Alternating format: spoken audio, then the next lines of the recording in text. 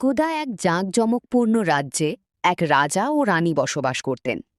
দীর্ঘ প্রতীক্ষার পর তাদের ঘরে আসে এক কন্যা সন্তান।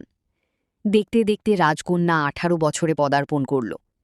রাজা রানী সিদ্ধান্ত নিলেন রাজকন্যার ১৮তম জন্মদিন তারা মহা ধুমধামে উদযাপন করবেন। মহারানী, আমাদের রাজকন্যার জন্মদিনে কোনো কমতি রাখা যাবে না। নিজের রাজ্য তো বটেই, পাশের সব রাজ্যের গণ্যমান্য ব্যক্তিবর্গকে আমন্ত্রণ জানাও। ঠিক বলেছেন মহারাজ, চারিদিকে আনন্দের বন্যা বয়ে যাবে। আমি এখনই আমন্ত্রণের ব্যবস্থা করছি।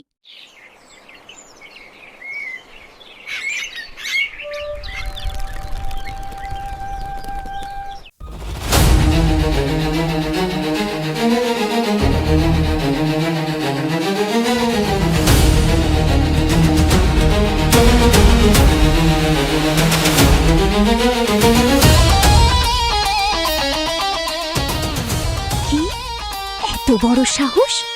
আশেপাশের সব রাজ্যের মানুষ দাওয়াত পেল, আর এই বনের সবচেয়ে শক্তিশালী ডাইনিকে তারা ভুলে গেল।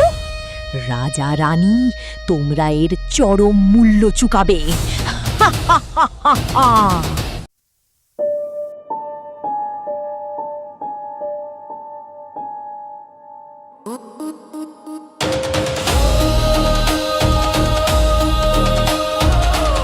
হ্যাঁ মহারাজ, আমাকে দাওয়াত দিতে ভুলে গেছেন, কিন্তু আমি উপহার দিতে ভুলিনি।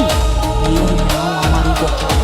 আজ এই আনন্দের মাঝেই তোমাদের রাজকন্যা চিরতরে ঘুমিয়ে পড়বে।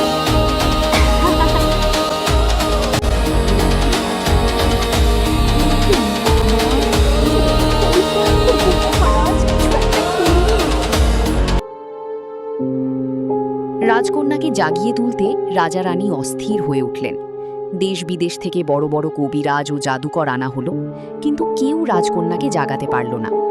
হতাশ রানী একদিন আনমনে বাগানে হাঁটছিলেন।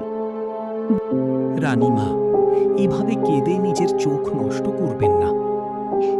কি কথা বলে একটা ব্যাঙ? আপনার দুঃখের সমাধান কোনো কবিরাজের কাছে নেই। কোনো এক সত্যিকারের রাজকুমারের পবিত্র ভালোবাসাই পারবে রাজকন্যাকে এই জাদুর ঘুম থেকে জাগাতে। সত্যি বলছো? ওগো ঈশ্বর, তোমাকে ধন্যবাদ।